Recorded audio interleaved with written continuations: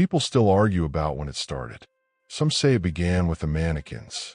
Others say it started weeks earlier, when pets began disappearing around Coppervale and the stray dog were found peeled open behind dumpsters. But for me, it started on a Monday morning when everyone laughed. That's the thing about real horror. It never arrives looking like horror. It shows up wearing a joke. The first mannequin appeared in Hollow Creek Park sometime before sunrise. Then another. Then another. By 6 in the morning, there were over 50 of them scattered around the grass like frozen shoppers from a department store. They stood in strange poses. One was kneeling beside the fountain. One sat on a swing. Another leaned against a tree with its head tilted toward the playground. None of them wore clothes. By noon, the entire city was talking about it. Teenagers took selfies with them. News reporters laughed on live TV. People called it guerrilla marketing for some movie or clothing brand. The police taped the park off anyway, mostly because no one knew who had placed them there. Or how. No tire tracks, no footprints, no security footage. Just 57 mannequins standing silently in the fog when the sun came up. That should have terrified us. Instead, people treated it like entertainment. That was Monday. By Tuesday, 13 people were dead. My cousin Ginger called me at 3:14 p.m. I remember the exact time because I was stocking cigarettes behind the counter at the Stop and Shop when my phone started vibrating nonstop. Ginger never called during work. Ever. When I answered, she didn't even say hello. Have you watched the news? Her voice sounded wrong. Shaky. Ginger wasn't a shaky person.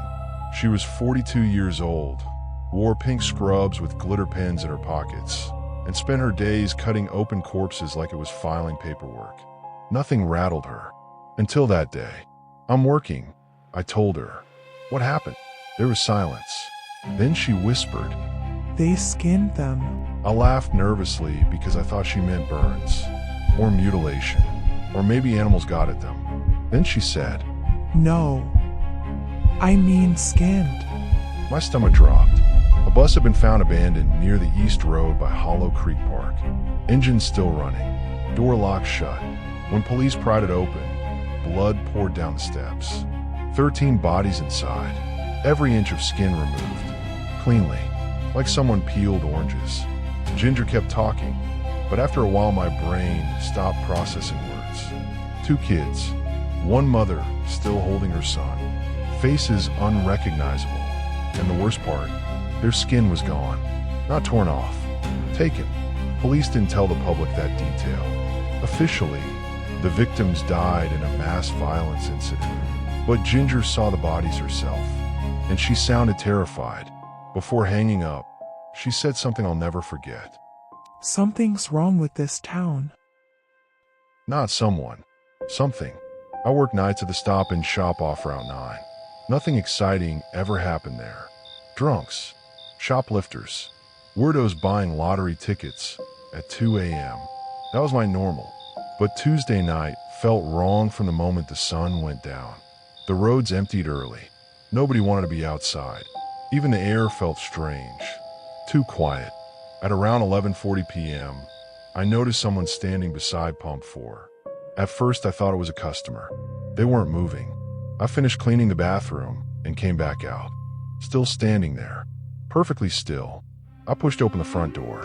Hey, no response. You need something? Nothing. That's when headlights swept across the parking lot. Another car pulled in for gas, and the beams illuminated the figure completely. Plastic skin, blank face, a mannequin, just standing there. My chest tightened instantly. I backed into the station and locked the door. The customer at the pump didn't even get out. They saw it too. I could tell by how long they stared. Then they drove away fast enough to squeal tires. I don't blame them. 20 minutes later, there were 4 mannequins outside. Then 6. Then 10, all facing the building, watching me, and one of them, God, one of them looked wet. At first I thought someone had thrown mud on it, but when another set of headlights passed over the parking lot, I realized what I was looking at. Human skin, stretched over plastic. A face hung crookedly across the mannequin's head like melting wax. Eyelids drooped over empty sockets. Teeth showed through torn cheeks. I actually screamed. Not yelled, not cursed. Screamed. The mannequins didn't move. But I swear to God, I swear their heads were pointed directly at me. I called 911 3 times. Busy signal. Every time. That shouldn't happen. Not in a small town like Coppervale. Then Ginger called again. The second I answered, she whispered, Don't let them inside. "What the hell is happening?" You need to listen to me. Behind her, I heard screaming, metal crashing, then a horrible wet sound, like meat hitting tile. Ginger, They brought bodies in from the bus. she said rapidly. We locked them in cold storage, but they're gone now. I frowned. What do you mean gone? The skin. A long silence. Then, The bodies are still here, but the skin is missing again. something slammed in the background. Ginger gasped, and for 1 second, I heard another voice. Not human. Not exactly. It sounded like multiple people trying to speak at once. Wet, gurgling, repeating the same phrase over and over. We're us. My blood turned cold. Ginger. The line cut out. That was the last time I ever spoke to her. At 1:13 a.m., the mannequins moved. Not all at once. That would have been easier. No, one of them simply wasn't where it had been before. I noticed because I've been staring at them nonstop through the glass. The mannequin near pump 2 had somehow gotten closer to the entrance. I never saw it walk. I never saw it twitch. It was just suddenly nearer. Then another changed position. Then another. A horrible realization crawled through my head. They only moved when I looked away. I shut off the gas station lights. Bad idea. The darkness outside became solid. The mannequins disappeared completely. And then, tapping. Soft tapping against the glass. I nearly vomited. One of them stood inches from the door now, its fake face covered in human flesh. And behind it, dozens more, crowding closer. One of them raised its arms slowly. Not jerky, not robotic, human. It pressed bloody fingers against the glass, and the skin on its face moved, like something underneath was breathing. The back door alarm went off at 1:27 a.m. I spun around so fast I slipped.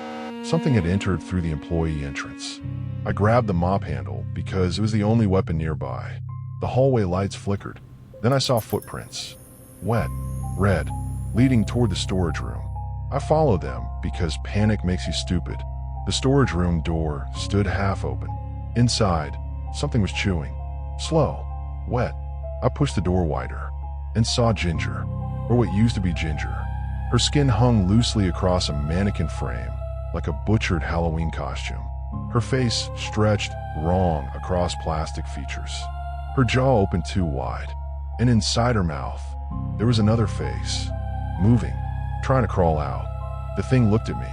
Then it whispered in Ginger's voice. We're cold. I ran. I don't even remember reaching the front counter. The mannequins outside started pounding against the windows all at once. Glass cracked. Arms reached through. Fingers made from bone under stolen flesh. And everywhere, that voice.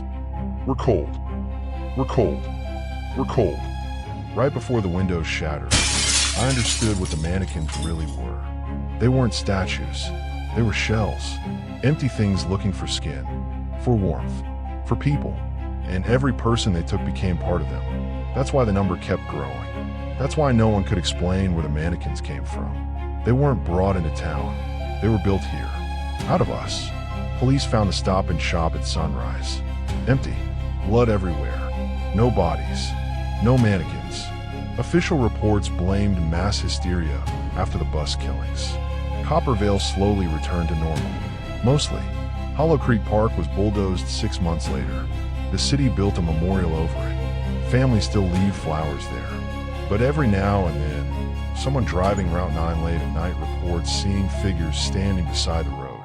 Perfectly still. Watching traffic. Waiting. And if your headlights hit them just right, you can see they're wearing human faces.